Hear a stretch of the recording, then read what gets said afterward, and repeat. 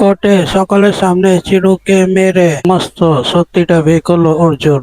হ্যাঁ বন্ধুরা, ভিডিওটা জানতে শুরু থেকে শেষ পর্যন্ত দেখুন। ধারাবাহিকের শুরুতে দেখা যাচ্ছে মেঘনাথ তো অহনা বাড়িতে চলে গেছে। অহনা মেঘনাথকে বলছে, মেঘনাথ দা, তুমি হঠাৎ করে রূপালীকে ফাঁসাতে গেলে কেন? ফাঁসালেই বা কি করে? মেঘনাথ তখন অহনাকে সব ঘটনাটা খুলে বলে। কেন ফাঁসালে, কি কারণে ফাঁসালে অহনাকে মেঘনাথ বলছে। মেঘনাথ অহনাকে বলছে, আমি বুঝতে পারছি তোমার মনে কৌতূহল হচ্ছে গঙ্গা অর্জুনকে না ফাঁসিয়ে রূপালীকে কেন ফাঁসালাম। গঙ্গা আসলে কি বলতো, গঙ্গা আশেপাশে যে সৈন্য সামন্তটা আছে না, তাকে আগে সরাতে হবে। তাই প্রথম রূপালীকে ফাঁসালাম। একদিন ধরে খুব চেটান চেটান কথা বলছিল, রূপালীকে ফাঁসালাম। অহনা তখন মেঘনাথকে বলছে, গঙ্গার আশেপাশে সৈন্য সামন্ত সরিয়ে দিলে গঙ্গাকে কি জব্দ করতে পারবে? মেঘনাথ তখন বলে, যাবে না, ভেবে দেখো না। ওই যে হসপিটালে অর্জুন যখন তোমাকে সিঁদুরটা পড়াতে যাচ্ছিল, রূপালী তো ফোন করে গঙ্গাকে খবরটা দিয়ে দিল। খবরটা যদি না দিত তাহলে এতদিনে তোমার প্ল্যানটা সাকসেস হয়ে যেত। আমি তোমাকে বলছি, রূপালী না মহাবিষ, ও পুরো ওর বাবার মতন। অহনা তখন বলছে, সবটাই তো বুঝলাম, কিন্তু তুমি আমাকে একটা কথা বলো, তুমি ওকে ফাঁসালে কি করে?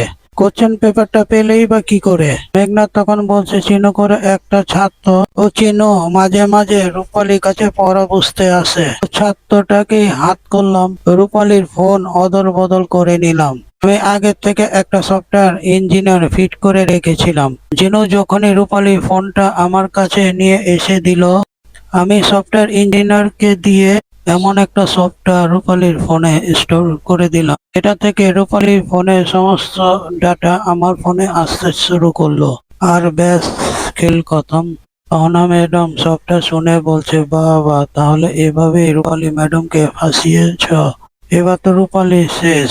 এবার গঙ্গা আর অর্জুন আর রূপালীকে বাঁচাতে পারবে না। এই ঘটনাটার পর সন্দীপ চ্যাটার্জি ঘরে মুখ লুকিয়ে বসে থাকবে, আর কোনো উপায় নেই। অপরদিকে দেখা যাচ্ছে কোর্টে তো কেস চালু হয়ে যায়। রূপালী তো কাঠগড়া দাঁড়িয়ে আছে। রূপালী বিপক্ষে উকিল জজ সাহেবকে বলছে, your honour, Rupali Chatterjee class টেস্টে প্রশ্ন উত্তর সহ স্টুডেন্টদের কাছে প্রশ্ন উত্তর বিক্রি করেছিল। তার সন্দেহে ভিত্তিতে পুলিশ রূপালী চ্যাটার্জিকে অ্যারেস্ট করেছে। আমি জজ সাহেবের কাছে আবেদন করছি, এই রূপালী চ্যাটার্জি এই ঘৃণ্য কাজের জন্য রূপালী চ্যাটার্জিকে শাস্তি দেওয়া হোক। রূপালী চ্যাটার্জি উকিল উঠে বলে, দীর্ঘ 8 বছর ধরে জজ সাহেব রূপালী চ্যাটার্জি কাজ করছে, কিন্তু কোনোদিন এরকম বদনাম শোনা যায়নি। কেসের তদন্ত চলছে এখন, বা চলবে। তার মানে এটা নয় রূপালী চ্যাটার্জি আসল দোষী।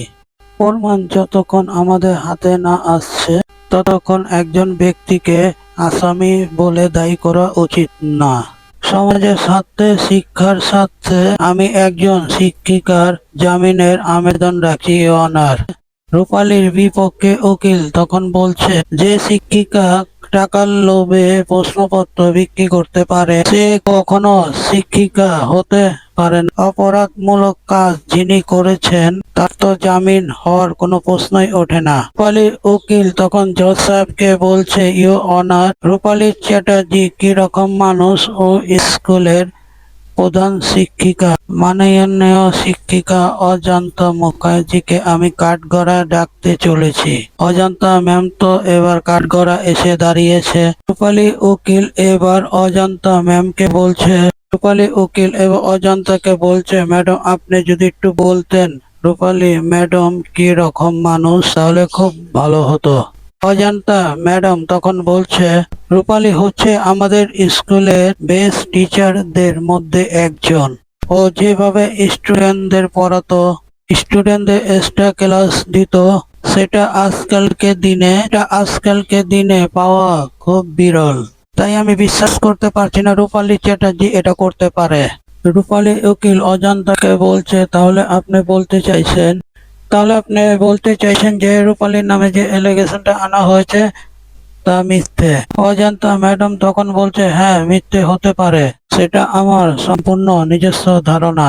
তারপর দেখা যাচ্ছে রূপালী বিপক্ষের উকিল স্কুলের সেক্রেটারি মনোজ চৌধুরীকে কাঠগড়ায় ডাকে। অন্যদিকে দেখা যাচ্ছে গঙ্গা তো জেঠুকে বলছে, জেঠু জানো তো এই লোকটা একদম ভালো লোক নয়। স্কুলের মধ্যে দিদিভাইয়ের উপরে খুব দোষ দেওয়ার চেষ্টা করছিল। রূপালীর বিপক্ষের উকিল এদিকে দেখা যাচ্ছে মনোমাইকে প্রশ্ন করছে, আপনাদের স্কুলে এই ঘটনাটা ঘটার পর অভিভাবকরা এসে ঝামেলা করেছে তাই তো? প্রলয় তখন বলছে, হ্যাঁ, ওরা সকলে মিলে আমাদের স্কুলটাকে ঘেরো করে নিয়েছিল আর আমাদের স্কুলে অনেক প্রপার্টিও নষ্ট হয়েছে। রূপালী ম্যাডামকে তো তারা আটক করে রাখতে চেয়েছিলেন। রূপালী বিপক্ষে উকিল তখন মনোময়কে প্রশ্ন করছে, আচ্ছা আপনারা এই ব্যাপারটাকে সামলালেন কি করে? প্রলয় তখন বলছে, আসলে রূপালীর দাদা অর্জুন চ্যাটার্জি উনি রূপালী ম্যাডামকে গার্ড করে ওখান থেকে নিয়ে গেলেন। উকিল তখন মনোময়কে বলছে, আচ্ছা বুঝলাম। আপনি নিশ্চয়ই শুনেছেন যে অভিভাবকরা রূপালী চ্যাটার্জি বাড়িতেও গিয়েছিলেন? মনোময় তখন বলছে, হ্যাঁ শুনেছি। অভিভাবকরা যখন রূপালী চ্যাটার্জির বাড়িতে যায় তখন তো রূপালী চ্যাটার্জির দাদা অর্জুন চ্যাটার্জি তো খুব রাগারাগি করে ওনাদেরকে তাড়িয়ে দিয়েছিল। এবার যে রূপালী পক্ষের যে উকিল ছিল সে তো এবার উঠে দাঁড়িয়েছে, বলছে, ইওর অনার, রমাজিৎ বাবু এসব কি প্রশ্ন করছে? একের পর এক ভুলভাল প্রশ্ন করে যাচ্ছে। একটা ঘটনা ঘটলে তার তো একটু ঝামেলা হবে, আর এই ঝামেলাটা প্রমাণ করে অনেক কি প্রমাণ করতে চাইছেন? রূপালী চ্যাটার্জি দোষী। রূপালীর বিপক্ষের উকিল রমাজিৎ বাবু এবার বলছে, ইওর অনার, আমি এটাই বোঝানোর চেষ্টা করছি